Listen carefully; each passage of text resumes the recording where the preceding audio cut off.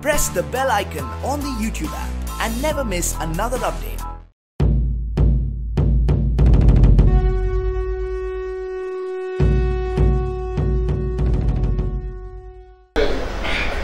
सभी माननीय अतिथियों से एक बात कहना चाहूँगा कि आपने जितनी भी बातें यहाँ कही हैं, यह बातें कल तक देश के 13 हिस्सों में फैल जाएंगी, क्योंकि आश्रम परिवार देश के 13 जगहों पर है और सभी जगहों से यहाँ प्रतिनिधित्व है। आप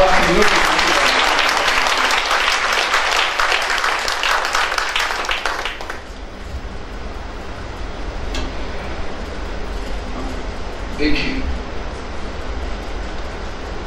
मेरा सबसे पहले तो ये कर्तव्य बनता है कि आप सबसे पूछूं कि आपको आनंद आया। दरअसल शास्त्र के अनुसार यह पूजा का एक हिस्सा है जो आज आपने की, और बहुत सारी पूजाएं जो हम अक्सर करते हैं, नित्य प्रतिदिन करते हैं, उनमें से बहुत सारी पूजाएं शास्त्रोक्त तो है ही नहीं। न जाने किसने हमें क्या बता दिया, हम उन कल्पनाओं में उलझ गए और हम वस्तुतः जो हमारा मूल धर्म है, जो कर्म आधारित धर्म है, हम उससे दूर हो गए, उन चीजों में जाकर उलझ गए जिन्होंने हमें कमजोर किया। तो आज आपके अंदर आक्रोश आया कि नहीं?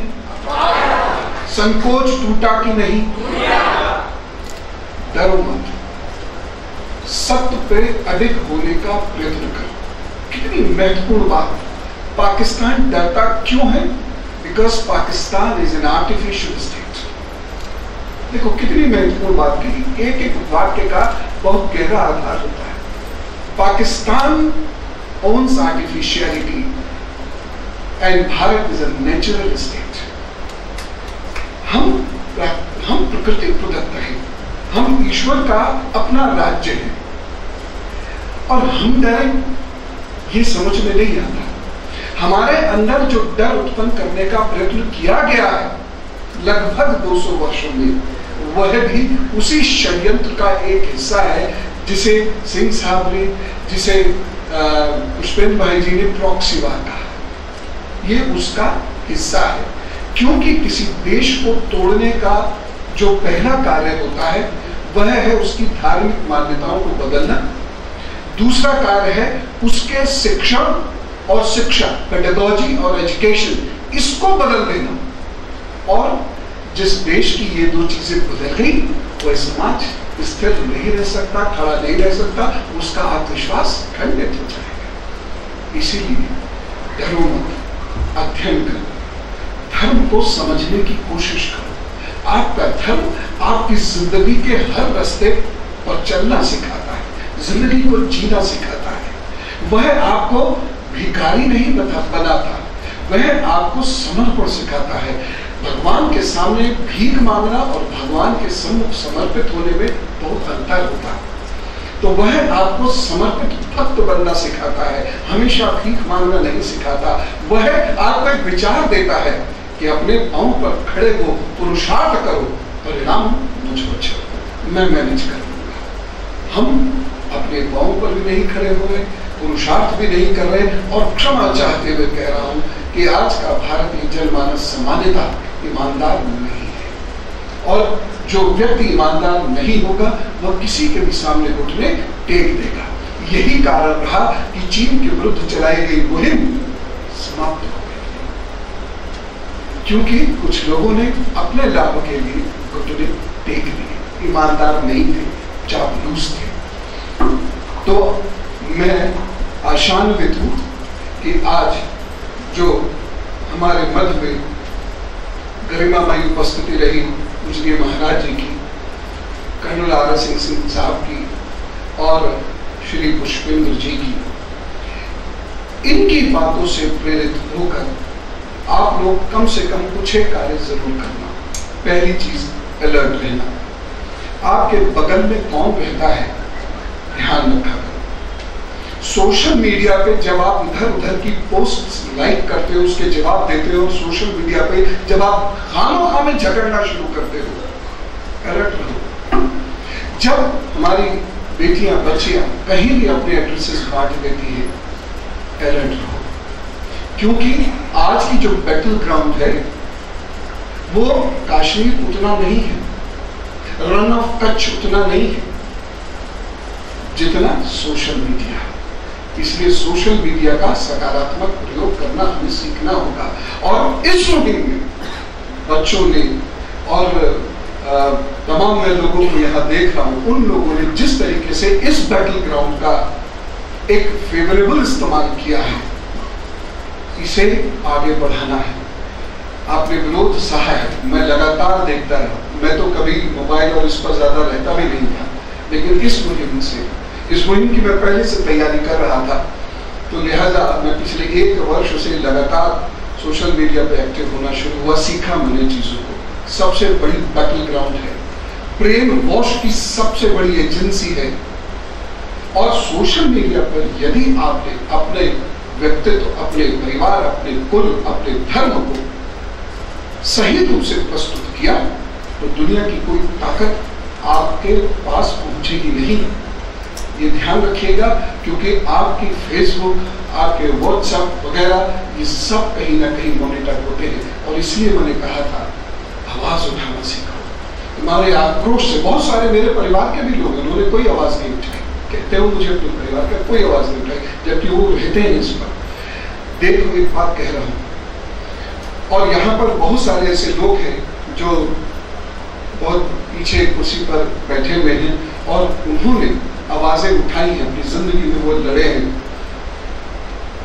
जब एक कायर पर विपदा टूटती है तो वह साथ उसी का मानता है जिसने कभी आवाज उठाई थी, और वो उस वक्त उसको क्रिटिसाइज करता था।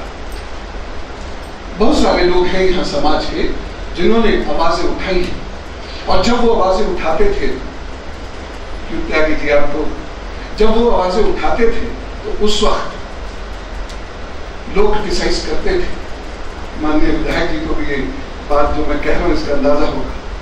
लेकिन जब उन पर विपदा टूटी तो इन्हीं लोगों के चरण पकड़े, बचाओ, ऐसी नौबत ना है। इसलिए आक्रोशित हो, आक्रोश को व्यक्त करो।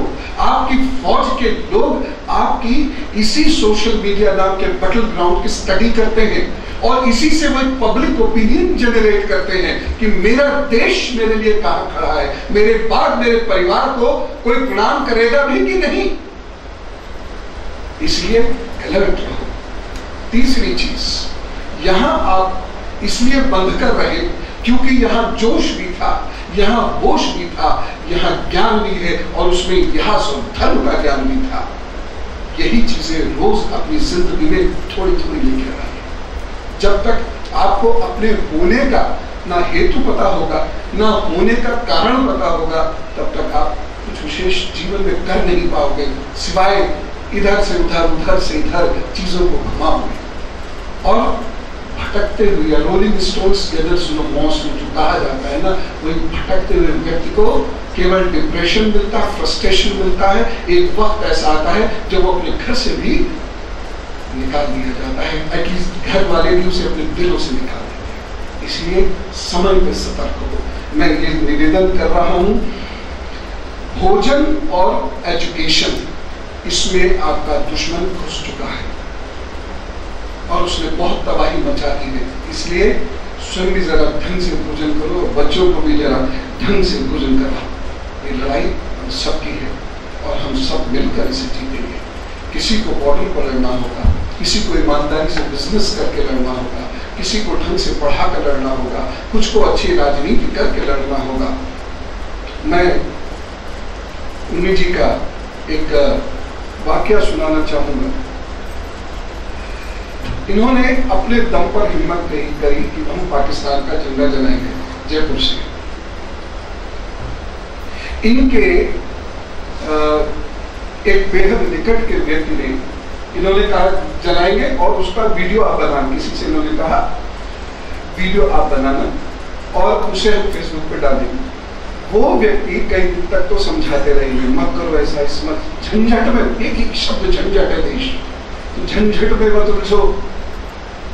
और उसके बाद भी जब मजबूरी में इनकी जिद की वजह से, और फिर छत पे के बहुत सारे लोग इकट्ठे हो गए और उन्होंने इनका साथ दिया, और उसमें बच्चे ज्यादा थे। फिर जब उसका वीडियो बना तो उन्होंने लगातार दबाव डाला, और वह कोई साधारण व्यक्ति नहीं है, बहुत पढ़े लिखे व्यक्ति हैं, उन्होंने फिर ये दबाव डाला, इस झंझट में मत उलझो, ये वीडियो वगैरह मत डालो, इससे कुछ होता हवाता नहीं। इन पर इतना दबाव बनाते रहे, वो इनके घर पर दबाव बनाते रहे, लेकिन ये टिकी नहीं। इन्होंने ऐसा करके दिखाया। मुझे नहीं पता कि वह अभी इनसे माने हैं कि नहीं माने हैं, लेकिन ये हम लोगों के लिए अलार्म बेल है। यदि ऐसे लोग इस समाज में हैं तो उन लोगों से बात कीजिए। ये टारगेट दे रहा हूँ, ये मैं देहरादून को भी टारगेट दे रहा हूँ, पंजाब को भी टारगेट दे रहा हूँ, महाराष्ट्र को भी टारगेट दे रहा हूँ, लखनऊ को भी टारगेट, जो भी यहाँ है, जयपुर को भी टारगेट दे रहा हूँ। आज जो आपने सीखा, इन तथ्यों और तर्कों से आप बात करो। आक्रामक होने की आवश्यकता नहीं है, विनम्रता मत खोना, संविधान का दायरा पार कभी नहीं करना, लेकिन बात करो। तुम जिंदा हो तो जिंदा होने का प्रमाण देना पड़ेगा। याद इतना वक्त निकाल कर यहाँ आए हैं, ये बहुत बड़ी बात है, और ये बहुत बड़ी सीख है हम सब लोगों के लिए कि समाज और राष्ट्र के लिए कार्य कैसे किया जाता है।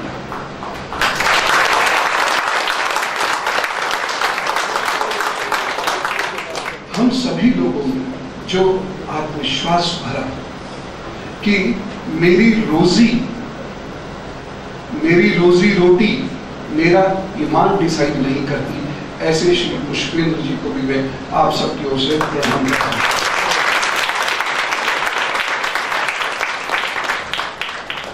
पूरा समय हमको देने वाले, और एक लाइन में उन्होंने ये कहा कि मैं तो परिवार का ही व्यक्ति हूँ, कभी भी बात कर लूँगा, अतिथियों को सुनना अधिक आवश्यक है। ऐसे मेरे अपने भाई डीआईजी साहब सुदीप सिन्हा जी को बहुत